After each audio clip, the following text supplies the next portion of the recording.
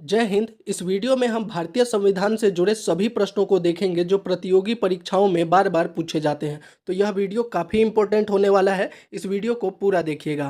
पहला प्रश्न है, भारतीय संविधान सभा की पहली बैठक कब आयोजित की गई थी? तो जो पहली बैठक हुई थी भारतीय संविधान सभा की, वह 9 दिसंबर 1946 को की गई थी। और चूंकि यह पहली बैठक थी तो इसमें कोई भी अध्यक्ष नहीं था। तो इसमें जो सबसे बुजुर्ग सभा में जो मेंबर थे वह थे डॉक्टर सच्चिदानंद सिन्हा। उन्हीं को जो है अस्थायी यानी कि टेम्पररी जो है संविधान सभा का अध्यक्ष बना दिया गया था। तो इसमें यह भी प्रश्न पूछा जा सकता है कि जो पहली संविधान सभा की बैठक हुई थी उसमें अध्यक्ष कौन था? तो कौन था? इसका आंसर हो जाएगा डॉक्टर सच्चिदानंद सिन्हा। यह भी आप नोट कर लीजिएगा। तो इस प्रश्न का उत्तर तो हो गया 9 दिसंबर 1946। और अगर पूछ दिया जाए इस बैठक में अध्यक्ष कौन था, तो डॉक्टर सच्चिदानंद सिन्हा। अगला प्रश्न देखते हैं। अगला प्रश्न है, भारतीय संविधान को कब अंगीकृत किया गया था? तो भारतीय संविधान को जो है 26 नवंबर 1949 को अंगीकृत किया गया था। और इसे लागू कब किया गया था? तो लागू किया था 26 जनवरी 1950 को।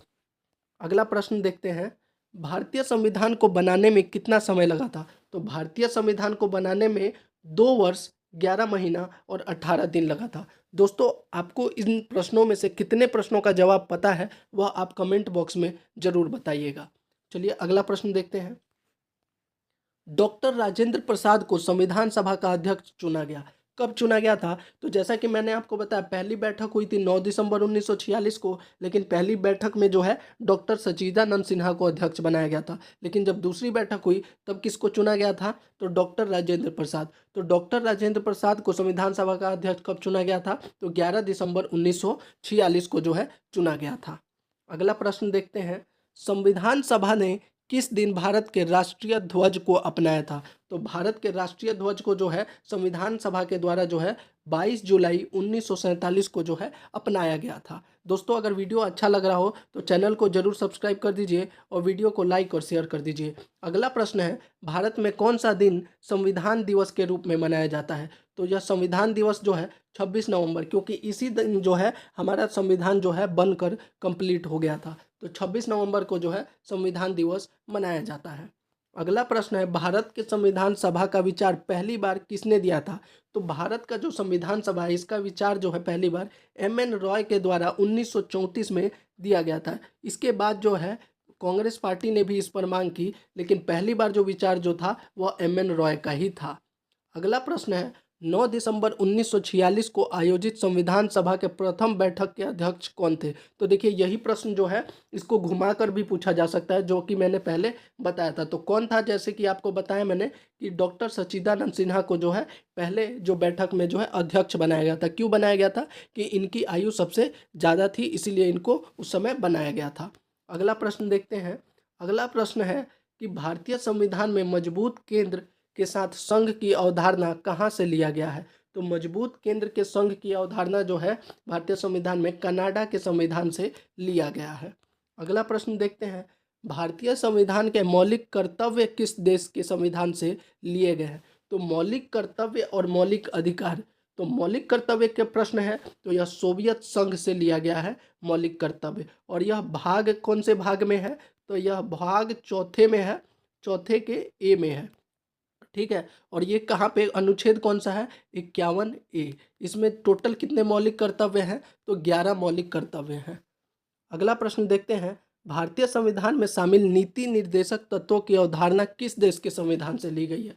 तो डीएसपी डीपीएसपी जो है वह कौन से संविधान से? आयरलैंड के संविधान से यह लिया गया है। Directive principle of state policy Ireland से लिया गया है। भारतीय संविधान में मौलिक अधिकार किस संविधान से? अब देखिए, पहले पूछा गया था मौलिक कर्तव्य, इसमें पूछा जा रहा है कि मौलिक अधिकार किस संविधान से अंगीकार किया गया है? तो मौलिक अधिकार की बात करें तो यह संयुक्त राज्य अमेरिका से लिया गया है।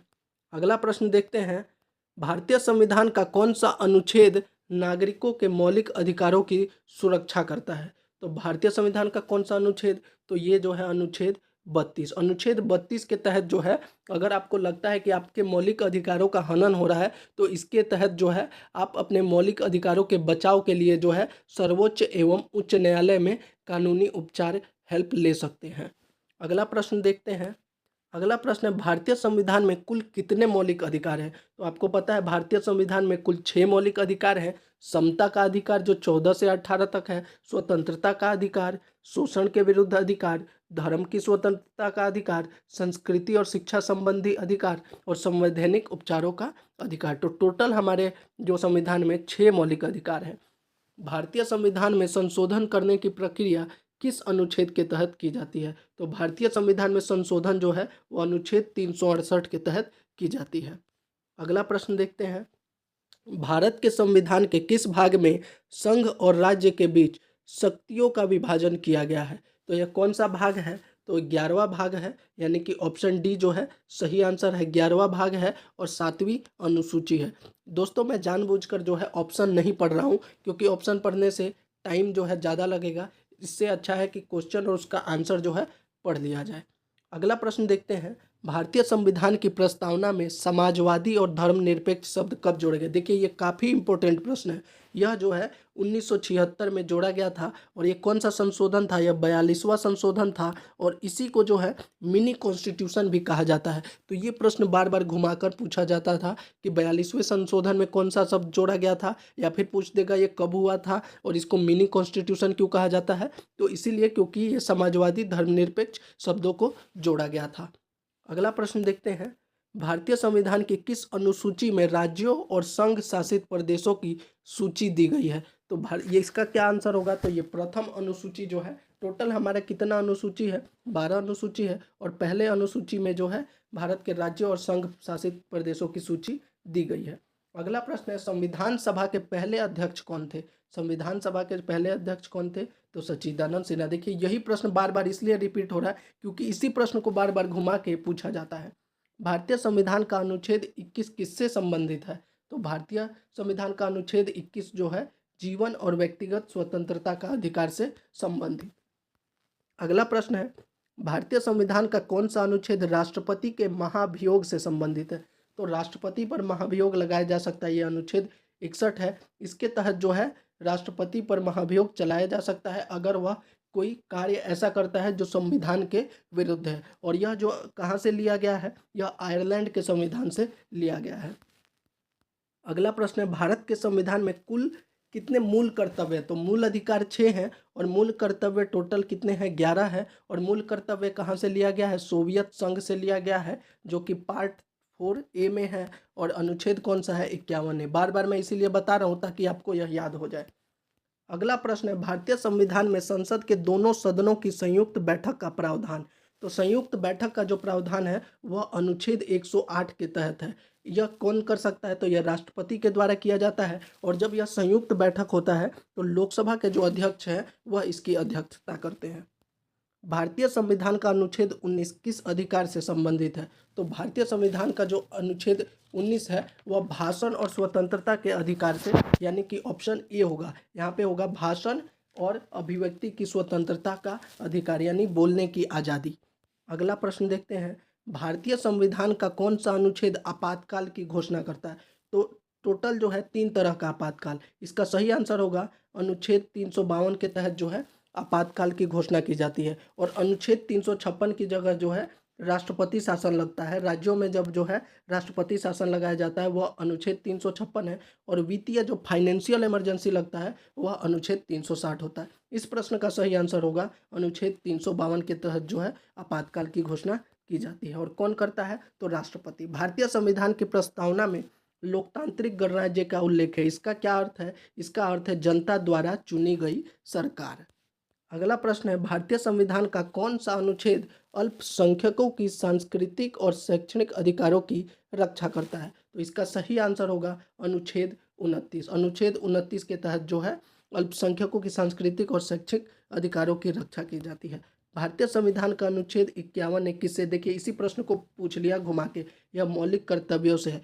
पहले क्या पूछा गया था कि मौलिक कर्तव्य कितने हैं, अब पूछ दिया कि अनुच्छेद 51A में कौन सा किससे संबंधित है? तो यह मौलिक कर्तव्यों से। और कहाँ से लिया गया है? तो यह सोवियत संघ से लिया गया है।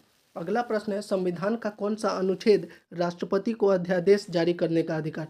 तो राष्ट्रपति को अध्यादेश जारी करने का अधिकार जो है अनुच्छेद 123 के तहत प्राप्त है। अगला प्रश्न है, भारत के संविधान का कौन सा अनुच्छेद संसद को संविधान में संशोधन, तो संशोधन जो भी होता है वह अनुच्छेद 368 के तहत होता है। अगला प्रश्न है, भारतीय संविधान के किस भाग में संघीय ढांचे का वर्ण किया गया है, तो भारतीय संविधान के किस भाग में संघीय ढांचे का वर्ण किया गया है, तो यह हो गया यहाँ पे भाग 5, ऑप्शन ए। अगला प्रश्न है, भारतीय संविधान का अनुच्छेद 24 किससे संबंधित है, तो 24 जो है वह बाल श्रम पर प्रतिबंध लगाता है, ऑप्शन ए। अगला प्रश्न देख लेते हैं। अगला प्रश्न है, भारतीय संविधान का कौन सा अनुच्छेद विशेष अधिकार और उन्मुक्ति से संबंधित है, तो इसमें 4 ऑप्शन में से सही आंसर होगा अनुच्छेद 105। अनुच्छेद 105 जो है वो संसद के सदनों और उनके सदस्यों और समितियों को यह शक्ति देता है और विशेष अधिकार का इसी में उल्लेख किया गया है। अगला प्रश्न है, भारतीय संविधान का कौन सा अनुच्छेद राज्य और केंद्र के बीच वित्तीय संबंध, यह प्रश्न भी बार बार पूछा जाता है, तो यह अनुच्छेद 280 के तहत किया जाता है। इस अनुच्छेद के तहत जो है राष्ट्रपति एक वित्त आयोग का गठन करता है और वित्त आयोग का जो मुख्य कार्य होता है वह केंद्र और विभिन्न राज्यों के बीच जो है वित्तीय संबंधों को स्थापित करने के लिए किया जाता है। तो सही आंसर हो गया ऑप्शन ए, अनुच्छेद 280। भारतीय संविधान का अनुच्छेद 148 किससे संबंधित है, यह प्रश्न भी बार बार घुमाकर पूछा जाता है, तो इसका सही आंसर होगा ए, नियंत्रक और महालेख परीक्षक से। इसी को बोलते हैं CAG, कैग की आपने सुना होगा, कैग का रिपोर्ट आ गया। कैग क्या करता है, ये संघ और प्रत्येक राज्य तथा संघ शासित प्रदेशों की जो व्यय है, जो खर्च है, उसी को जांच करता है। तो यह कैग जो है कैग से रिलेटेड है, अनुच्छेद 148। भारतीय संविधान के किस अनुच्छेद के तहत राष्ट्रपति राष्ट्रीय आपातकाल घोषित करता है, तो राष्ट्रीय आपातकाल अनुच्छेद 352, 356 के तहत राष्ट्रपति शासन, अनुच्छेद 360 के तहत जो है वह फाइनेंशियल इमरजेंसी जो वित्तीय आपातकाल है। भारतीय संविधान का कौन सा अनुच्छेद राज्यों के लिए राज्यपाल के शासन, देखिए ये प्रश्न थोड़ा सा घुमा के पूछा है। अब अनुच्छेद कौन सा है जो राज्यों के लिए राज्यपाल का शासन कब होगा, जब वहाँ पर राष्ट्रपति शासन लागू होगा, और राष्ट्रपति शासन के लिए कौन सा अनुच्छेद है, तो अनुच्छेद 356। तो इस प्रश्न को थोड़ा घुमा के पूछा है, डायरेक्टली नहीं पूछा है कि राष्ट्रपति शासन कौन से अनुच्छेद, इसमें पूछा है कि राज्यों के लिए राज्यपाल के शासन, तो जब अनुच्छेद 356 लगेगा राष्ट्रपति शासन, तभी राज्यपाल का वहाँ पर शासन। अगला प्रश्न है, भारतीय संविधान में न्याय, स्वतंत्रता, समानता और बंधुत्व का उल्लेख किसके संदर्भ में, तो आपने जो संविधान की प्रस्तावना देखी होगी उसी में यह लिखा गया है। भारतीय संविधान की कौन सी अनुसूची अनुसूचित जातियों और अनुसूचित जनजातियों की सूची से संबंधित है, तो यह कौन सी अनुसूची है जो इससे संबंधित है, तो इसका सही आंसर हो गया ऑप्शन बी, पंचम अनुसूची। अगला प्रश्न है, भारतीय संविधान के किस अनुच्छेद में राष्ट्रपति के अध्यादेश जारी करने की शक्ति, देखिए यह प्रश्न भी दोहराया गया है, यह जो है अनुच्छेद 123 है जो यह शक्ति देता है कि राष्ट्रपति अध्यादेश जारी। अगला प्रश्न है, संविधान के किस भाग में राज्य के नीति निर्देशक तत्वों का उल्लेख किया गया है, यानी वही जो डायरेक्टिव प्रिंसिपल स्टेट पॉलिसी जो हमने बात की थी, तो यह कौन सा पार्ट था, तो भाग 4, भाग 4 में जो है और 36 से 51 तक जो है इसका उल्लेख किया गया है जो हमारा अनुच्छेद है। भारतीय संविधान के किस अनुच्छेद के तहत विशेष रूप से कमजोर वर्ग SC ST को शिक्षा संस्थानों में आरक्षण का प्रावधान, तो अनुच्छेद 15 के तहत जो है इन वर्गों को विशेष शिक्षकों के विशेष शिक्षा संस्थानों में आरक्षण का प्रावधान दिया गया है। भारतीय संविधान के तहत वित्त आयोग की स्थापना किस अनुच्छेद, तो यही प्रश्न हमने पहले ही बताया था, अनुच्छेद 280 के तहत जो है राष्ट्रपति वित्त आयोग की गठन करता है। संविधान के किस अनुच्छेद के तहत भारतीय संसद को कानून बनाने की शक्ति दी गई है, तो यह कौन सा अनुच्छेद है, अनुच्छेद 107 के तहत यह दी गई है। अगला प्रश्न है, भारतीय संविधान के किस अनुच्छेद में विशेष राज्य का दर्जा, तो अनुच्छेद 371 के तहत कुछ राज्यों को विशेष राज्य का दर्जा दिया गया है। भारतीय संविधान का कौन सा अनुच्छेद अनुसूचित जनजातियों के कल्याण से संबंधित, तो अनुच्छेद 46 जो है अनुसूचित जनजातियों के कल्याण से संबंधित है।